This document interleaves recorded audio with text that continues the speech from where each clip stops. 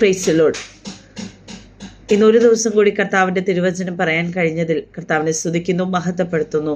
ഇന്നുവരേക്കും ഈശോ നൽകിയ എല്ലാ കൃപകൾക്കും ഈശോയോട് നന്ദി പറഞ്ഞുകൊണ്ട് ഇന്നത്തെ തിരുവചനം സങ്കീർത്തനം 71 അധ്യായം 5-6 തിരുവചനം. യഹോവയായ കർത്താവെ, നീ എൻ്റെ പ്രത്യാശയാകുന്നു. ബാല്യം മുതൽ നീ എൻ്റെ ആശ്രയം തന്നെ. ഗർഭം മുതൽ നീ എന്നെ താങ്ങിയിരിക്കുന്നു. എൻ്റെ അമ്മയുടെ ഉദരത്തിൽ നിന്ന് എന്നെ എടുത്തവൻ നീ തന്നെ. എൻ്റെ സ്തുതി എപ്പോഴും നിന്നെക്കുറിച്ചാകുന്നു. ആമേൻ. അമ്മയുടെ ഉദരത്തിൽ ഉത്ഭവിക്കും മുമ്പേ നമ്മെ അറിഞ്ഞൊരു കർത്താവാണ്.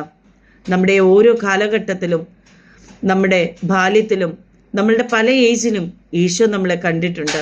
ഈശോയ്ക്ക് അറിയാം നമ്മുടെ ഓരോ സാഹചര്യങ്ങളും.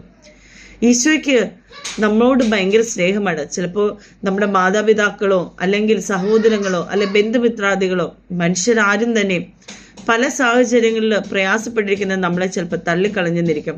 എന്നാൽ ഈശോ അങ്ങനെയല്ല. ഈശോയുടെ സ്നേഹം അറിയണമെങ്കിൽ ആ കാൽവരിയിൽ ഈശോ നമുക്ക് വേണ്ടി ചൊരിഞ്ഞ ആ ക്രൂശ് മരണം നമുക്കറിയാം. ആ ക്രൂശ് മരണത്തോടൊപ്പമാണ് നാം നടക്കേണ്ടത്. ഈശോയുടെ സ്നേഹത്തെ നാം മുറുകെ പിടിക്കണം. കാരണം അത്രയ്ക്ക് നമ്മളെ സ്നേഹിക്കുന്നതുകൊണ്ടാണ് ആ ക്രൂശ് മരണം ഈശോ സ്വീകരിച്ചത്. ഈശോയോളം വലിയ സ്നേഹം നമുക്ക് തരാൻ ആരുമില്ല. ഈ ലോകത്ത് ഒരാൾ പോലും, ഒരു മനുഷ്യൻ പോലും നമ്മളെ അത്രയധികം സ്നേഹിക്കത്തില്ല.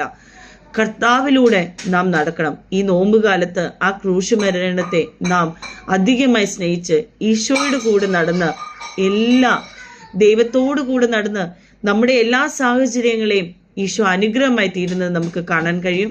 നല്ലൊരു ദിവസം ആശംസിക്കുന്നു. എല്ലാ മഹത്വവും ഈശോയ്ക്ക്. നന്ദി.